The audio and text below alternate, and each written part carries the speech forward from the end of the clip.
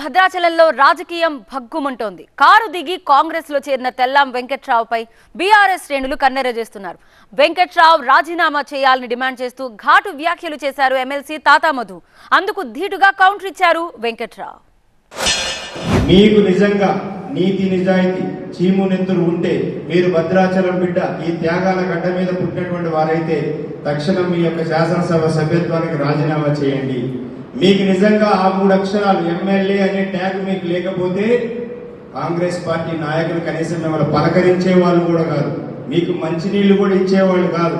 భద్రాచలంలో బజార్లో తిరుగుతూ ఉంటే ఎవరు వెంకట్రావుని పలకరించేటువంటి పరిస్థితిలో కూడా లేని పరిస్థితి. కానీ మీకు ఆ 3 అక్షరాలు ఎమ్మెల్యే అని ట్యాగ్ ఇచ్చింది ఈ భద్రాచల బీఆర్ఎస్ పార్టీ నాయకులు కార్యకర్తల యొక్క కష్టం, ఓటర్స్ యొక్క విశ్వాసాన్ని, నాయకుల యొక్క కష్టాన్ని తుంగలో తొక్కినావు. కాబట్టి ఎప్పటికైనా నువ్వు చరిత్రహీనుడుగా మాత్రమే ఉంటావని ఈ సందర్భంగా తెలియజేస్తున్నాను. అభివృద్ధి లక్ష్యంగా వెళ్ళాను తప్ప నేను ఏ లబ్ధి పొంది వెళ్ళట్లేదు. మీరు సిగ్గుచరమం ఉంటే అభివృద్ధి చేసి చూపెట్టాలి. మీరు అభివృద్ధి చేసిన నియోజకవర్గాల్లోనే ఓడిపోయారు. ఈ రోజు అభివృద్ధి లేని చోటే నెగ్గామంటే ఎంతో కొంత నా పట్టు ఉంది, బలం ఉంది, ధైర్యం ఉంది, లోకల్ వ్యక్తిగా సర్వీస్ ఉంది. నేను వైద్యునిగా ఈ నియోజకవర్గంలో సర్వీస్ చేస్తున్నాను కాబట్టి నాకు ఓటు చేసి నెగ్గించారు. మీరు ఎంతెంత డబ్బు పెట్టి ఆ నియోజకవర్గాల్లో మీరు ఓడిపోయారు. ఇక్కడ 1 రూపాయి కూడా మీరు ఇవ్వకుండా మేము గెలిచి చూపెట్టాను. అదే నా గొప్పతనం. మారు పేరుగా ఈ నియోజకవర్గంలో ఓటేసి గెలిపించారు కాబట్టి ఈ నియోజకవర్గాన్ని అభివృద్ధి చేయడానికే నేను ఈరోజు మారాను.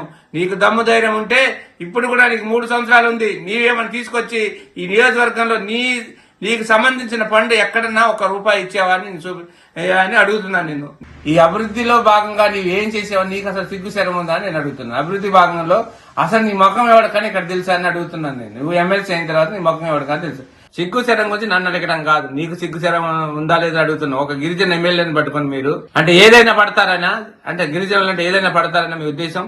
ముందు నీకు సిగ్గు శరం ఉందో లేదో ముందు నువ్వు తేల్చి భద్రాచలానికి అడుగు పెట్టాలి ఖచ్చితంగా.